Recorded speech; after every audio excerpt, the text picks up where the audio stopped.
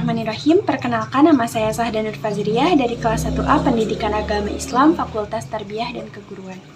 Di sini saya akan memenuhi tugas untuk menjawab soal ujian akhir semester mata kuliah Pendidikan Kewarganegaraan dengan dosen pengampu Bapak Dr. Haji Sacha Suhendi MAG dan Bapak Haji Yudi Irfan Daniel MAG.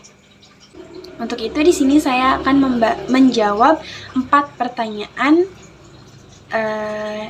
yang akan saya jawab di video selanjutnya.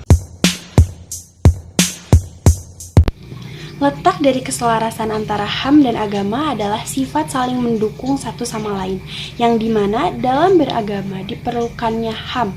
Selain itu, nilai-nilai dalam hak asasi manusia ini dirasa hampir sama dengan nilai-nilai agama yang ada. Contohnya HAM dalam kebebasan beragama. Kemudian adapun letak ketidaklarasan antara HAM dan agama adalah dalam hal menentukan hukum. Contohnya, hukum qisas di dalam Islam dianggap tidak relevan bahkan bertentangan dengan HAM. Yang kedua, relasi antara 3 lembaga yaitu eksekutif, legislatif, dan yudikatif. Contohnya, seperti dalam menyusun undang-undang, yang dimana lembaga eksekutif adalah presiden, wakil presiden, dan para menteri yang bertugas untuk menjalankan pemerintahan. Sedang lembaga legislatif yang berkaitan dengan perundang-undangan mencakup MPR, DPR, serta DPD ini bertugas untuk membentuk dan menyetujui undang-undang. Dan yang terakhir, lembaga legislatif. Lembaga legislatif ini yaitu Mahkamah Agung dan Mahkamah Konstitusi bertugas untuk mengawasi kinerja lembaga eksekutif dan legislatif dalam menjalankan tugasnya agar masih tetap dalam sejalan dengan koridor hukum. Nah, mungkin itu relasi antara 3 lembaga yaitu eksekutif, legislatif, dan yudikatif. Di pertanyaan ketiga, sudah tentu bahwa masyarakat Madinah ini sesuai dengan masyarakat Madani karena memenuhi 3 hal yang menjadi syarat disebutnya sebagai masyarakat Madani. Yaitu yang pertama, masyarakat Madinah tentunya memiliki agama yang dijadikan sebagai sumbernya.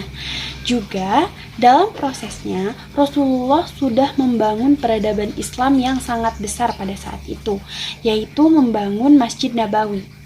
Sedangkan hasilnya dari proses tersebut terbentuklah masyarakat Islam yang hidup dalam perdamaian, juga saling menghargai satu sama lain.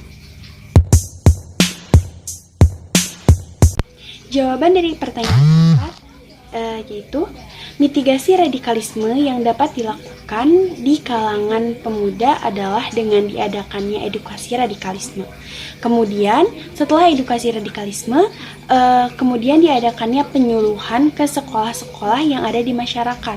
Selain itu, adapun upaya yang dapat kita lakukan secara mandiri adalah dengan menanamkan rasa nasionalisme atau jiwa nasionalisme, berpikiran terbuka dan toleransi, dan waspada terhadap provokasi dan hasutan. Serta yang terakhir adalah